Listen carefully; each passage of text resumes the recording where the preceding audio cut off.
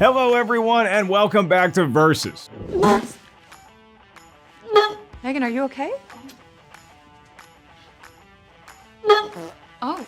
I'm Mark Ellis, and usually on this program, we don't get swept up in romance and love and all that mushy stuff. It's my philosophy that it's better to be a guest at a wedding than a participant. Never the bride, always the bridesmaid.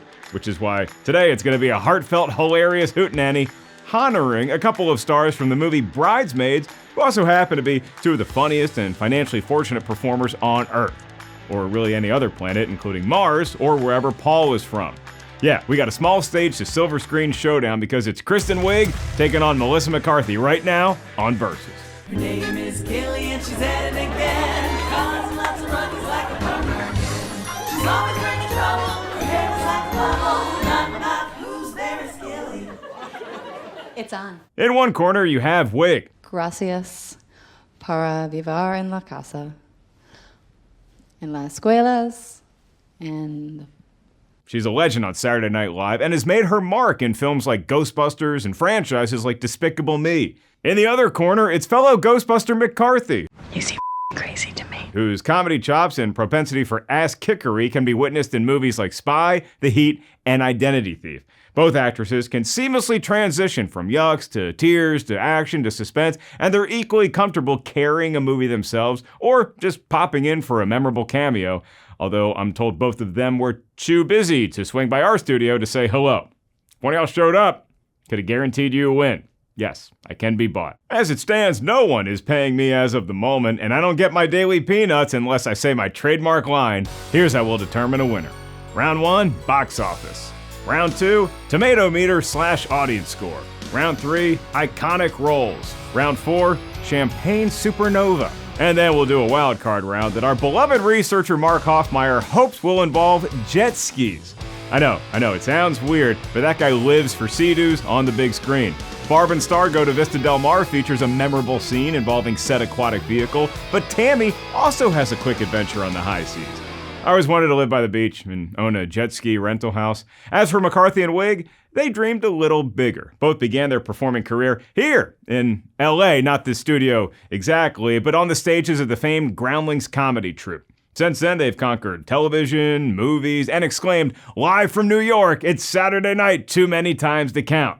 Although I'm sure Mark Hoffmeyer would have counted every time they did that had it occurred on a jet ski. Maybe someday.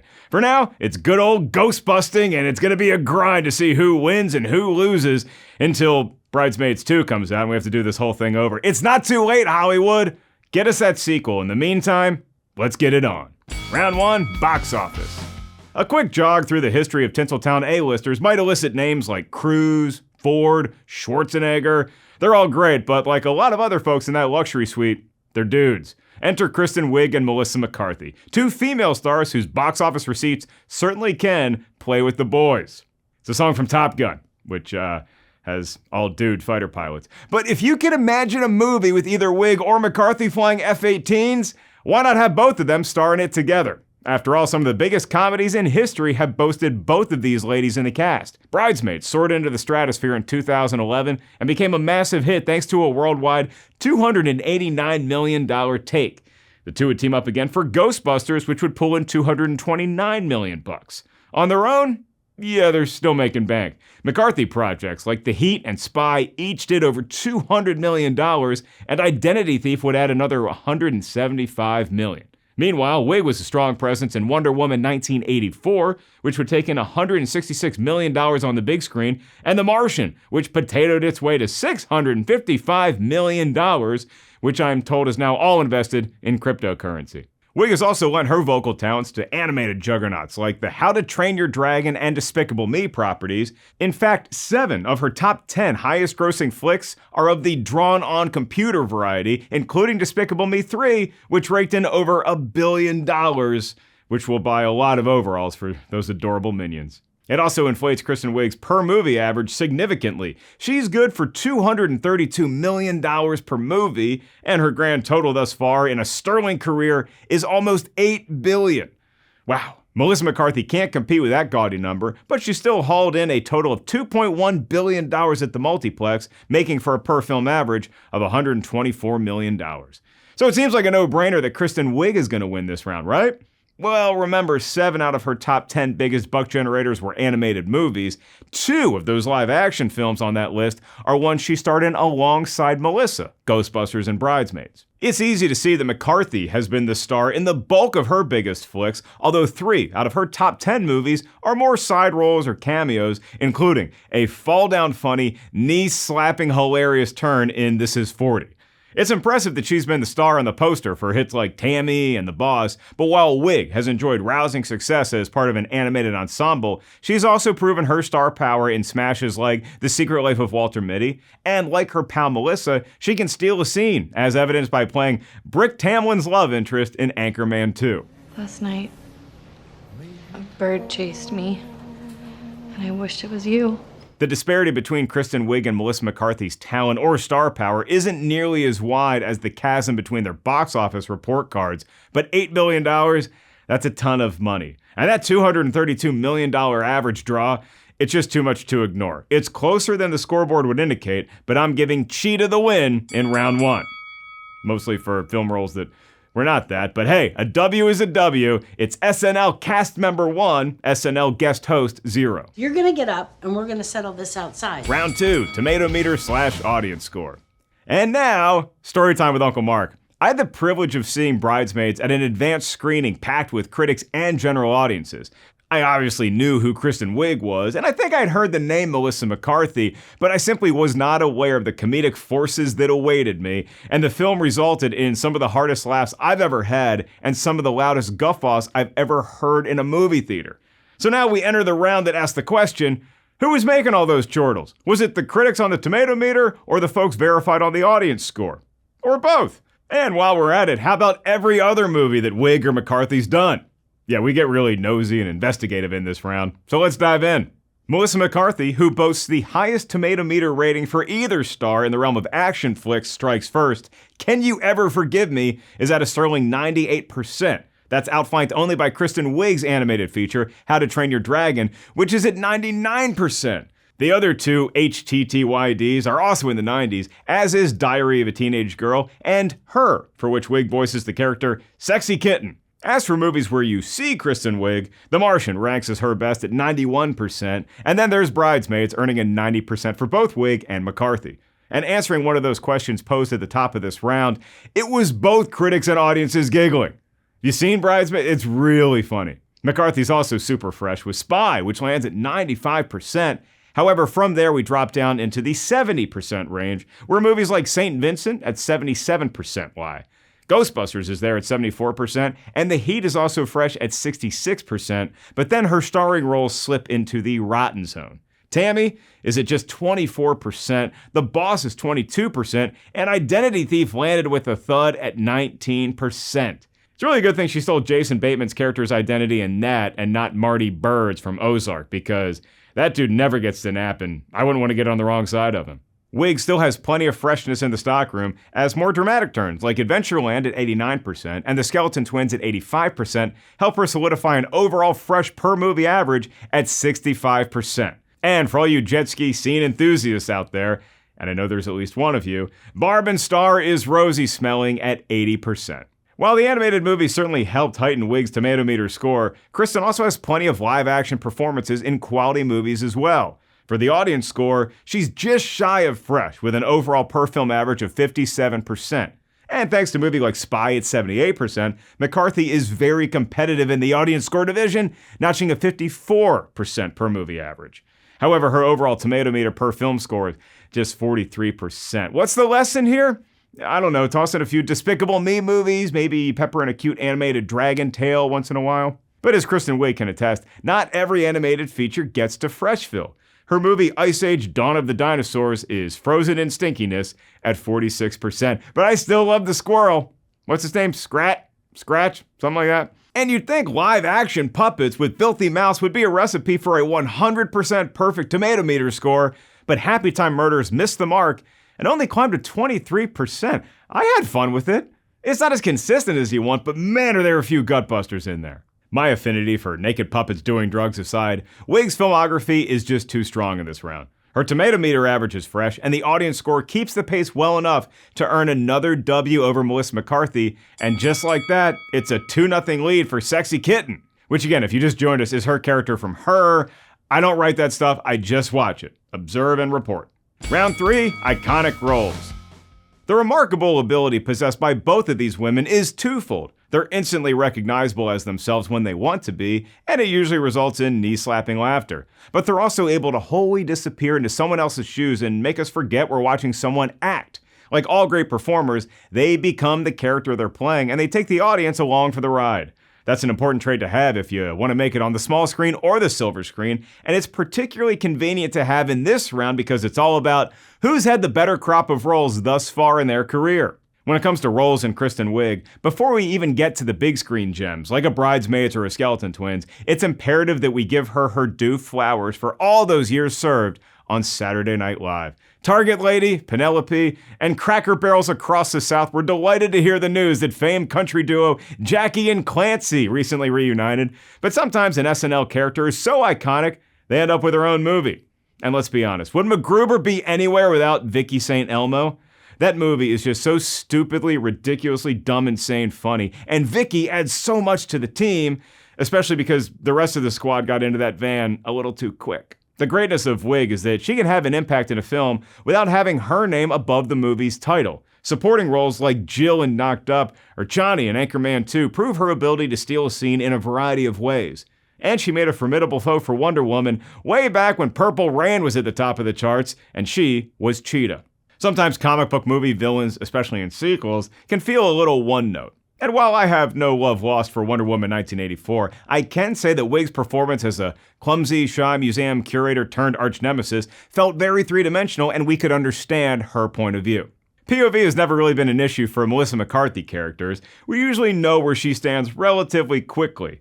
Whether it's the hardwired badass from The Heat or the thrilled to be on the team trainee from Spy, every time she's on screen, we instantly get where she's coming from. McCarthy can pull off physical comedy so well, from a Ghostbuster to a Bridesmaid, and her and Wiig are the perfect complement for one another in those movies. Melissa McCarthy's Megan in Bridesmaids has the rare ability to take a great ensemble cast and put the movie on her back and steal scenes without feeling like she's taking away anyone else's moment. More recently, Wiig has branched out into more dramatic roles, like the Skeleton Twins, but she'll always be welcome in the world of absurd comedy, like Barb and Star Go to Vista Del Mar. Besides being a tremendous title, it's just flat out funny the entire trip. Her most standout roles to me seem to be the supporting ones, like as Paulette in Adventureland or Ruth in the stoner alien comedy Paul, which now is my official new favorite genre of film. It's not to say Wiig can't carry a scene, a sketch, or an entire movie, but so far, her biggest wins have come as part of a tremendous squad. McCarthy is certainly able to team up, as evidenced by her box office hits with her pal Kristen, but even more frequently, she can be seen as the star of the film. Like literally as the boss, which by the way, allows her to wear the turtlenecks do not wear her. Oh my gosh! Roles like Tammy or even her human cop in A World of Puppets and Happy Time Murders have solidified McCarthy as an A-list lead player, but it doesn't mean she can't play on a great team. Her and Sandra Bullock are perfect together in The Heat, and her back and forth with Jason Bateman in Identity Thief is worth the price of admission. But it's McCarthy's portrayal of real-life criminal Lee Israel in Can You Ever Forgive Me that elevated her to another plateau. This woman forged tons of documents thought to be precious collector's items, but we still can't help but root for her not to succeed because I know that's wrong and it's a sin. I want her to get some help or see the error of her ways or just hang out with Richard E. Grant more. It's a heartbreaking performance that also gives us tons of levity, laughs, and yeah, I cried. I got some tears out of that movie. What seals the deal for McCarthy in this round is her ability to show up for a scene and still be the most memorable part of the film. Just enjoy the end credits of This Is 40, and you can thank me later. I would like to rear up and jackknife my legs and kick you both in the jaw with my foot bone. That's what I would love. I wish my foot would go right through your skull. And while Kristen Wiig obviously has the more prominent sketch show resume, Melissa McCarthy, she can play in that ballpark as well. Witness her pop-ins to SNL as White House Press Secretary Sean Spicer. Now I'd like begin today by apologizing on behalf of you to me for how you have treated me these last 2 weeks. And that apology is not accepted. And I rest my case. Melissa McCarthy is finally on the board in this ballgame, and we got us a 2-1 barn burner. Round 4, Champagne Supernova. Sure, I could have just named this round Awards, but this is way more fun. You know, folks sip champagne at award shows, and they frequently feature a galaxy of stars, so I stand by my creative license. Thanks, Gallagher Brothers. But I'll begin the award show round by mentioning that one annual affair that most stars look forward to is the Razzies. Why? Well, because sometimes I actually think getting a Razzie nomination can be a good thing. It means you took a risk. Now, maybe that risk didn't pay off, or the movie in which you broadened your horizon wasn't all that good, but still, bravo. That's the case with Wonder Woman 1984.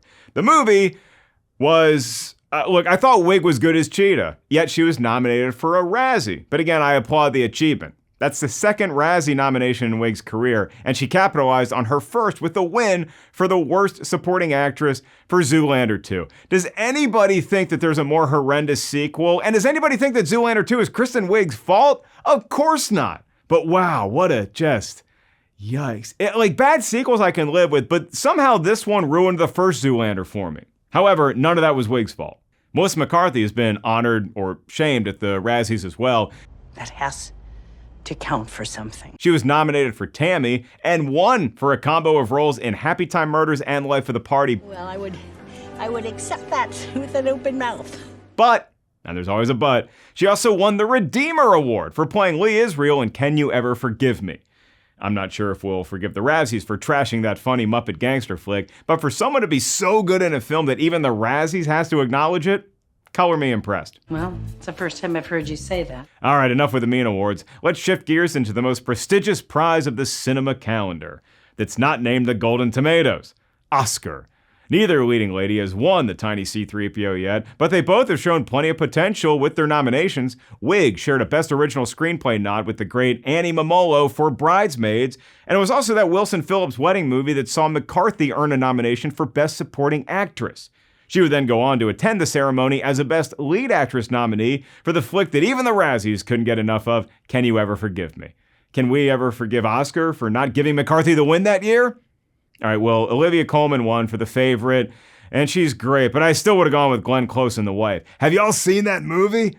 Oh, she's so good, and now I'm off topic. If we pivot from the Academy Awards to the Emmys, one might think that it's going to be advantage Wiig, and why not? She earned an Emmy nomination 6 years in a row as a player on Saturday Night Live, which if that's not a record, that's got to be close. However, McCarthy knows a thing or two about this annual event as well. From 2011 to 2017, she earned 6 nominations and walked away with 2 wins. In 2011, she took home the prize for Outstanding Lead Actress in a Comedy Series for the sitcom Mike and Molly, and in 2017, she won for Outstanding Guest Actress for her participation in, drumroll please, live from New York, it's Saturday Night, you probably already guessed. And now my 2 cents. I enjoy the award shows. I might even get to host a few before it's all said and done.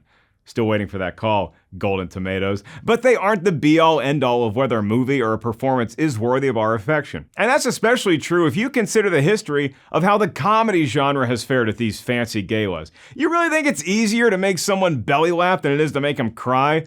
All it takes for me to bawl is Disney killing off a parent in the first 3 minutes of every one of their movies.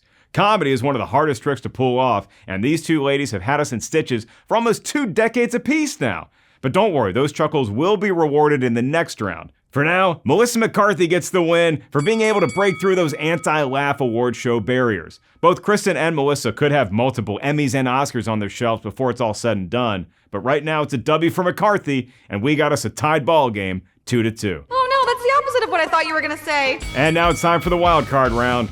Hoots and hollers. That's one of the ways that we say laughter in the South. Chortles, belly laughs, yuck-yucks, you call them what you will. These 2 incredibly versatile performers started out their career with basically the same goal: make the audience laugh as much and as hard as humanly possible. Or, in Kristen Wiig's case, occasionally as hard as a food item can ha-ha, like she did for Sausage Party. It sounds weird to say, but she was fantastic in her role as a hot dog bun. If laughter is the best medicine, then these two greats are PhDs. Their critical and box office success are testament to the claim that I'm not the only one who's been howling with delight ever since I first met them in a virtual sense. Wiig arrived on my radar first when she debuted on SNL in 2005. And to be honest, I've only been a casual viewer of SNL since I was in college and Comedy Central would air the reruns of the late 80s, early 90s years. But once I saw Target Lady for the first time, I had a new contender for my all-time SNL dream ensemble. What I love most about Kristen Wiig on that show is how uncomfortable and awkward her characters can be, but she never makes the audience feel that tension. It's likely because we trust her as such a genius performer that we know that there's laughs on the way. So enjoy the ride. This ought to be fun. Yeah, I hear that. I could probably hear you better just because I have really good ears. So. I was in a listening contest this morning, so I came in first and second. So I just have really big eardrums, probably bigger than yours. She could sing and dance and completely reinvent herself multiple times within that 90-minute window, and that versatility is something that precious few SNL cast members have ever been able to pull off.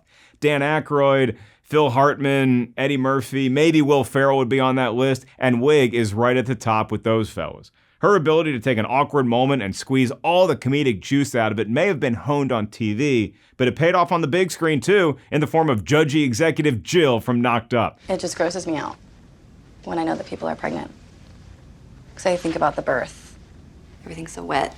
Her consistent passive aggressiveness towards Katherine Heigl's character is the source of some of the biggest laughs in the whole film. But if it's Mark falling on the floor, concerned for his own well-being because he's so out of breath from laughing that hard, I have to remind everyone of the brilliance of the love-making scenes in MacGruber.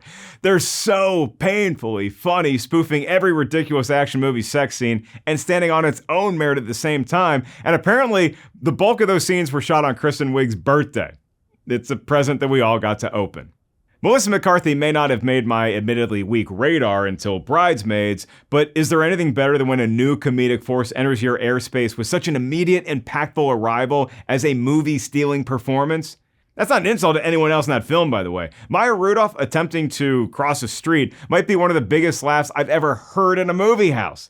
But there is something about Melissa McCarthy's always simmering persona that was irresistible, and I've been hooked ever since. Her and Wiig have had some great on-screen moments, like when Melissa gets possessed in Ghostbusters, but the first time I knew we had a new genius on our hands was the air marshal sequence from Bridesmaids. That's her real-life hubby and frequent director Ben Falcone, who she's convinced is an undercover agent on the plane. Hey, not Air Marshal John, you want to get back in that restroom and not rest? No, I have to get back to my seat. Yeah, you got to get back on my seat. You get it? It never gets old. Melissa McCarthy's physical comedy is one of the best tools on her utility belt. For Spy, she did combat training for 2 months and the moves paid off, as they did her rough and tumble cop character in The Heat. Moments like Spy's kitchen fight accentuate her brilliance with movement, and it's the perfect pair to the quick, abrasive way with words that most of her characters harbor. It doesn't matter if she's physically tussling with a puppet or verbally sparring in a flick like The Boss, the end result is always a rousing round of laughter. A combination like McCarthy and Wiig is nearly unbeatable in terms of comedic value, and the best illustration of their many talents is the pity party scene from Bridesmaids.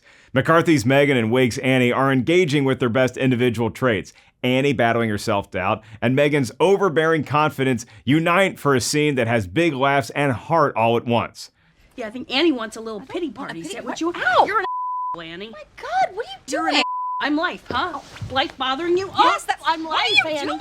That it feels so natural between those two belies the fact that this so rarely happens in a raunchy comedy. As much as I admire Kristen Wiig's comedic chops and versatility, I could probably count on one hand how many people have made me laugh as hard in my entire life as Melissa McCarthy. You hope to get a talent like hers once in a generation, where she can kill you with an overwhelming hurricane of physical stunt work or just with a look. She's been the standout in tremendous ensembles, a revered lead on her own, and oh, by the way, she can also play on the dramatic side of the aisle with just about anyone.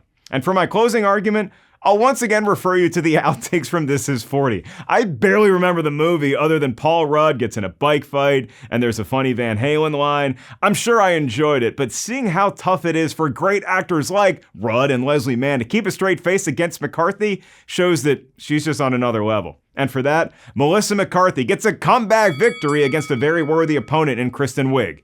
Down goes Cheetah!